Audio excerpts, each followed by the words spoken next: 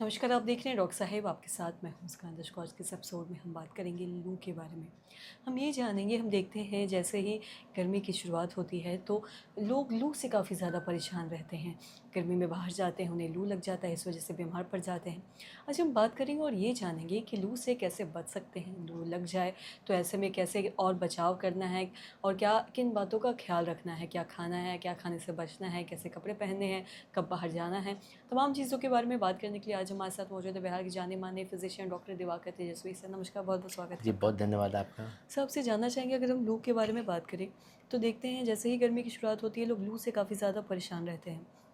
अगर मैं बात करूँ लू से कैसे बचाव कर सकते हैं, किसी को हो जाए लू, तो क्या बातों का ध्यान रखना है, खान-पान, कब जाना है बाहर, क्या पहनना है, इन सब चीज़ों में बताएँ? जी, अभी टेम्परेचर बहुत तेज़ी से बढ़ रही है और दोपहर का टेम्परेचर तो बहुत ज़्यादा होता है, 40 प्लस भी जा रहा है। तो विशेषकर लू से बचने के लिए विशेषकर बच्चों को और बुज़ुर्गों को बहुत सावधान रहना आवश्यक है। इसमें ध्यान रखना है कि 11 बजे 4 बजे तक पहले कि बाहर न निकलें, जब प्रकाष्ठा पे गर्मी रहती है, टेम्परेचर 40 प्लस पे रहता है।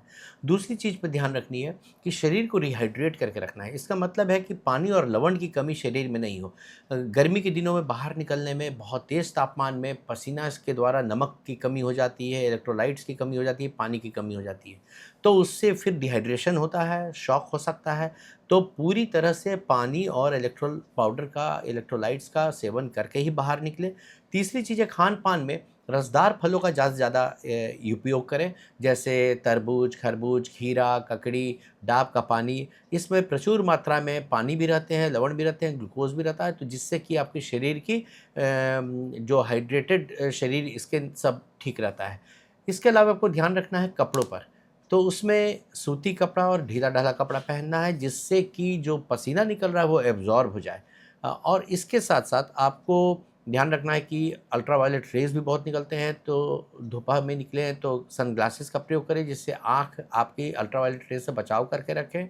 और आप कैप या फिर आप छाता का प्रयोग करें और कपड़े में लाइट कलर का प्रयोग करें, जो कि हल्का कपड़ा या सफ़ेद कपड़ा जो है वो इसको रिफ्लेक्ट करता है, और डार्क कलर जो होता है काला, उसको पूरी तरह से सनलाइट को एब्ज़ॉर्ब कर लेता है। तो इसलिए लाइट कलर का कपड़ा भी पहनें, और इस तरह से खान-पान पर अगर आप ध्यान देते हैं तो आप लू से बचाव कर पाएँगे। जी। और साथ ही सर, लू की जब भी बात आती है तो लोग बोलते हैं, कई बार ऐसा कहा जाता है कि आपको आम पन्ना पीना चाहिए, आप प्याज खाएँ, ये सब ऐसे घर में हम लोग कुछ घरेलू चीज़ें लोगों से सुनते रहते हैं। तो इन सब चीज़ों से क्या सच में बचाव होता है? जी, ऐसा देखा गया है कि जो ऑब्ज़र्वेशनल चीज़ें आई हैं, उसमें आम का पन्ना में चूँकि इलेक्ट्रोलाइट्स होते हैं, नमक की मात्रा रहती है, विटामिन्स प्रचुर मात्रा में रहते हैं, विटामिन सी रहता है, तो ये सब चीज़ें बहुत फ़ायदा पहुँचाती हैं। और प्याज भी, उसमें जो केमिकल होते हैं, पेंटोथल होता है, वो सब भी शरीर को अच्छा रखता है। और अनप्रोसेस्ड और अल्ट्रा प्रोसेस्ड चीज़ नहीं खानी, और वाह! जितनी फ्रेश चीज़ें हैं, ताज़ी चीज़ें हैं, उन सब खाने से निश्चित तौर पे फ़ायदा मिलता है। जी। तो सर, जो भी लोग हैं जो मतलब बाहर जाते हैं, ऑफ़िस जाते हैं, ख़ासकर छोटे बच्चों में अक्सर देखा जाता है गर्मी की वज़ह से वो फ़ेंट हो जाते हैं स्कूल में, या कहीं जाते हैं साइकिल-वाइकिल से, या जो मज़दूर हैं जो भाई का बाहर काम करते हैं, उन सभी को आप क्या मैसेज देना चाहेंगे, कैसे गर्मी और लू से ख़ासकर बचाव रखें?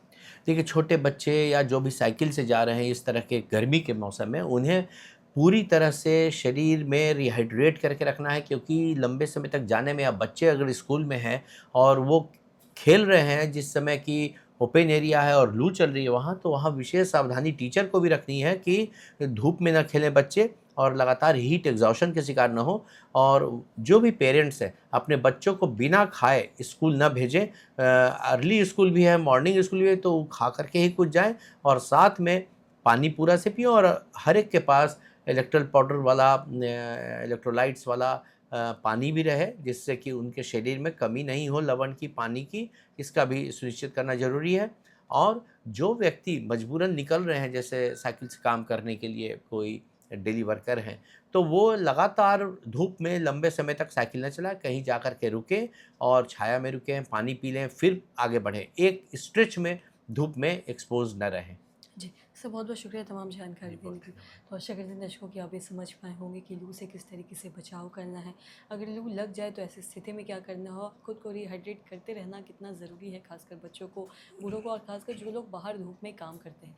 तो आशा करती हूँ जो तमाम जानकारी है आपके लाभदायक रही हो। तो आज के इस वीडियो में इतना ही। वीडियो देखने के लिए आपका धन्यवाद।